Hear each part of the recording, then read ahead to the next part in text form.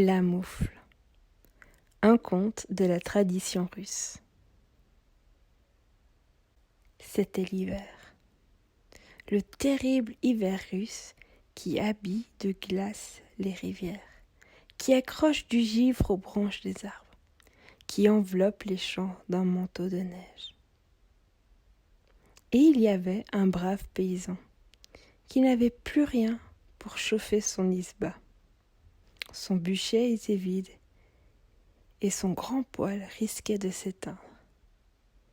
Sa femme commençait à se plaindre du froid. Le paysan enfila ses moufles, prit sa hache et partit dans la forêt ramasser du bois. La veille, un redout avait ramolli la neige. Puis la nuit, il avait gelé très fort et les chemins étaient couverts de verglas. Le paysan glissa une fois, se rattrapa, glissa une autre fois et fit de grands moulinets du bras pour se retenir. Sa moufle droite accrocha à une branche, glissa de sa main et tomba par terre. Le paysan, trop heureux d'avoir gardé l'équilibre, reprit sa marche sans s'inquiéter de rien. La moufle resta donc posée à plat au bord du chemin. Une petite souris passait par là, toute transie. Elle découvrit la moufle, l'examina, vit qu'elle était épaisse et douce à l'intérieur. Elle se dit que cela lui ferait une maison bien agréable pour l'hiver. Puis vint une grenouille grelottante. Elle jeta un œil à la moufle et s'aperçut qu'il y avait quelqu'un dedans. « Ouais, qui est là dans la moufle ?»« Une petite souris qui a froid. Et toi, qui es-tu ?»« Une petite grenouille toute gelée. Laisse-moi me mettre à l'abri. »« Là où il y a de la place pour une, il y en a pour deux. Viens me rejoindre. » Là-dessus passa un lapin qui tremblait de tous ses membres. Il aperçut la moufle, vit qu'elle était habitée et demanda à son tour. « Ohé, qui est là dans la moufle ?»«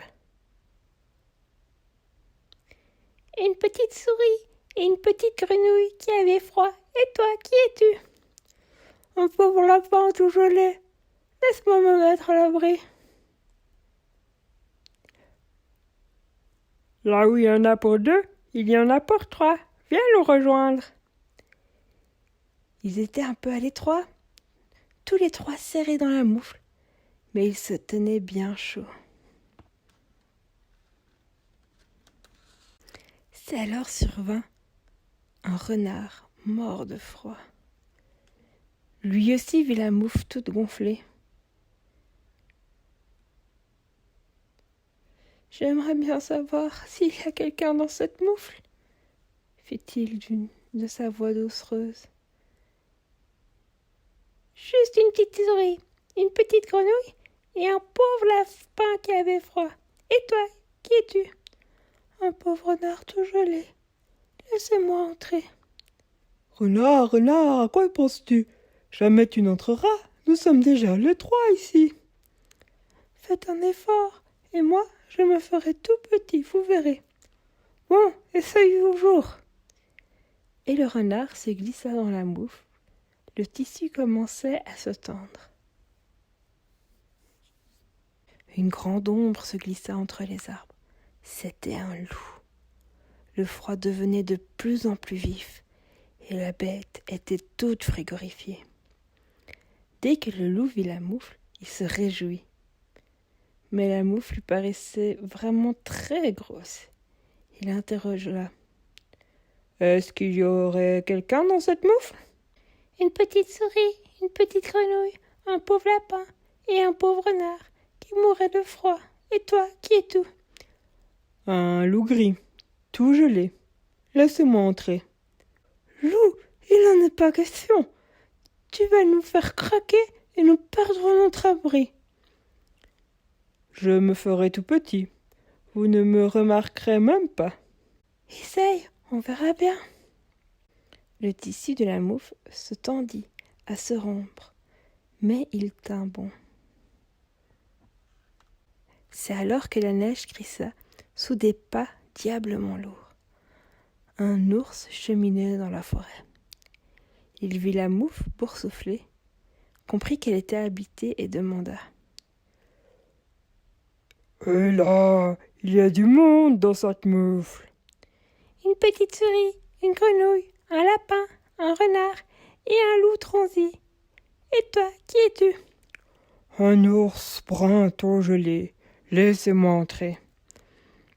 Ours, ours, toi qui es 5 fois plus gros qu'un loup, 10 fois plus gros qu'un renard, tu devrais trouver une place dans notre moufle?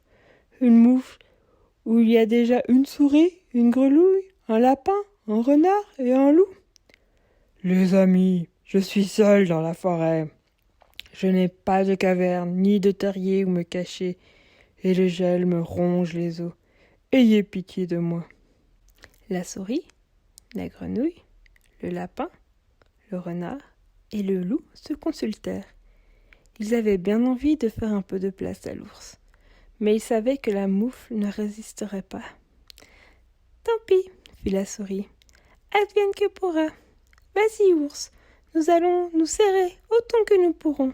Et toi, tâche de te faire tout petit. »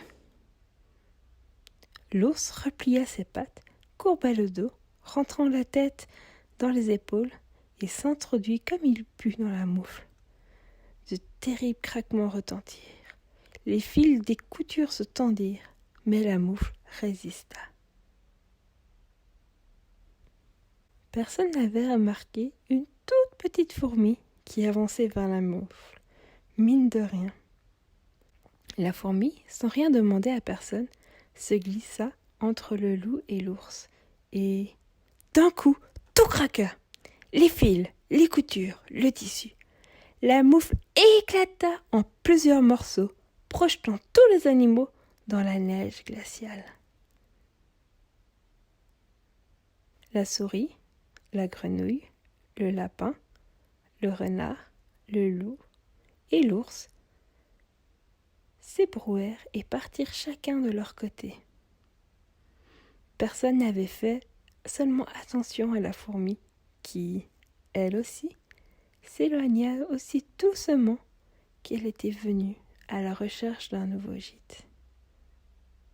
Entre-temps, le brave paysan s'était enfoncé profondément dans la forêt. Et soudain, il sentit sa main droite se refroidir. « Mais c'est que j'ai perdu ma moufle !» se dit-il. Il revint sur ses pas et finit par apercevoir des bouts de moufle éparpillés dans la neige. « Tiens, dit-il, comment ai-je fait pour déchirer ainsi ma moufle ? Je ferais mieux de rentrer à la maison. Ma femme recoudra les morceaux et mes mains bien au chaud. Je repartirai en forêt chercher du bois pour le feu. »